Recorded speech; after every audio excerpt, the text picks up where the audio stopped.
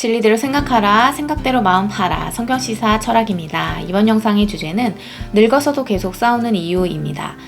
무엇일까요?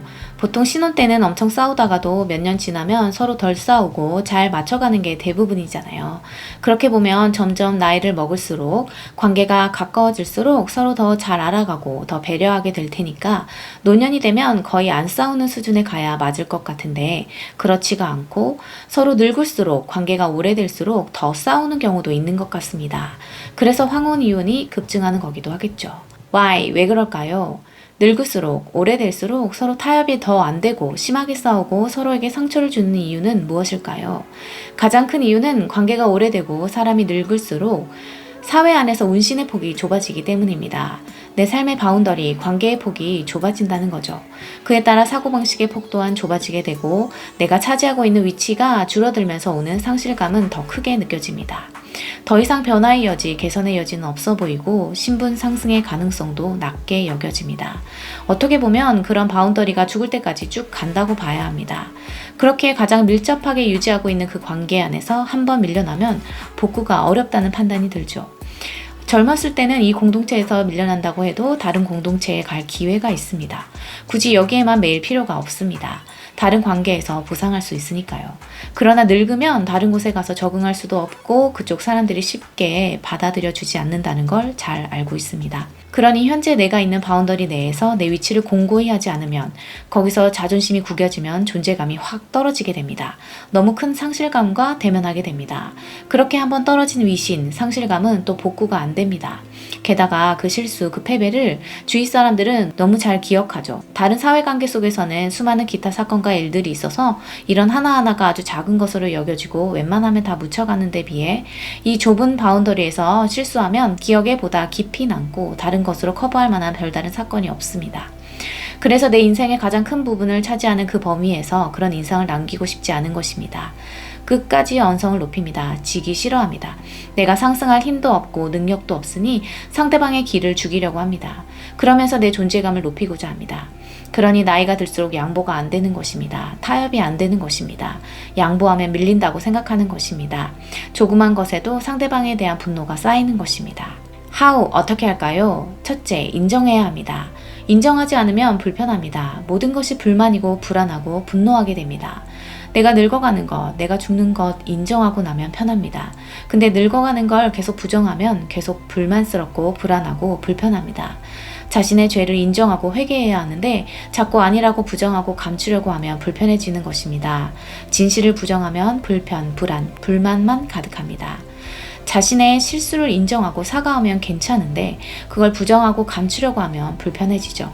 자신의 약함, 낮아짐, 어리석음, 실수, 늙어감을 인정하면 편합니다. 더 겸손해지게 됩니다.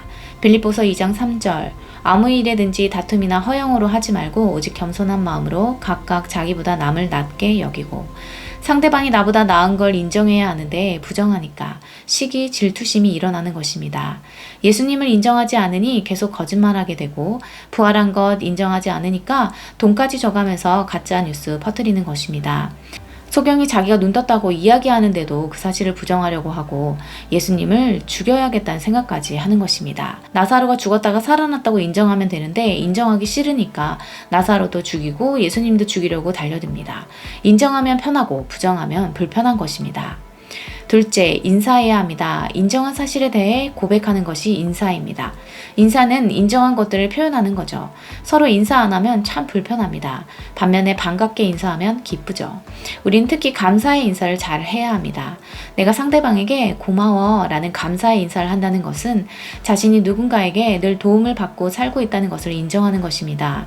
이것도 감사하고 저것도 감사하고 이것도 저것도 다 내가 혼자서 할 수 있는 것이 아닌데 인사를 통해 이것도 저 사람이 내게 준 것이고 저것도 이 사람이 나를 도와주고 있는 것임을 고백하는 것입니다. 그러니 이 사람을 만나도 감사, 저 사람을 만나도 감사합니다. 나는 늘 겸손한 태도를 가질 수밖에 없습니다.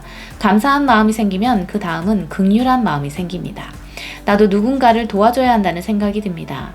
분노가 아닌 긍휼한 마음으로 다른 사람을 보게 됩니다. 베드로전서 4장 8절에서 10절. 무엇보다도 뜨겁게 서로 사랑할지니 사랑은 허다한 죄를 덮느니라. 서로 대접하기를 원망 없이 하고 각각 은사를 받은 대로 하나님의 여러 가지 은혜를 맡은 선한 청지기 같이 서로 봉사하라. 우리는 그런 사랑의 마음, 긍휼의 마음, 봉사의 마음이 있어야 합니다. 지금까지 이 가정을 위해 희생한 배우자에게 감사하고, 날 건강하게 낳아주고 끊임없는 희생으로 키워준 부모님께 감사하고, 잘 자라준 자녀에게 감사하고, 함께 일하는 동료에게 감사하고, 이 모든 걸 허락하신 주께 감사해야 합니다. 우리는 서로가 서로에게 감사하게 여겨야 할 존재들입니다. 우리는 항상 자기가 받은 것들에 대해 감사할 줄 알아야 합니다. 빌립보서 4장 13절. 내게 능력 주시는 자 안에서 내가 모든 것을 할 수 있느니라. 내게 능력 주시는 자 안에서 내가 모든 걸 할 수 있다는 건 반대로 이야기하면 능력 주시는 자가 없으면 아무것도 못한다는 것입니다. 이렇게 할 수 있는 자체가 감사한 것입니다. 감사하는 마음이 없으면 분노하고 기쁨이 없습니다. 인정하면 평안하고 인사하면 감사한 것입니다. 마음으로 인정하면 평안하고 입으로 인정하면 감사하는 것입니다. 우리 모두 항상 인정하고 인사함으로 주 안에서 늘 평안하고 감사한 삶을 사시기를 소망합니다.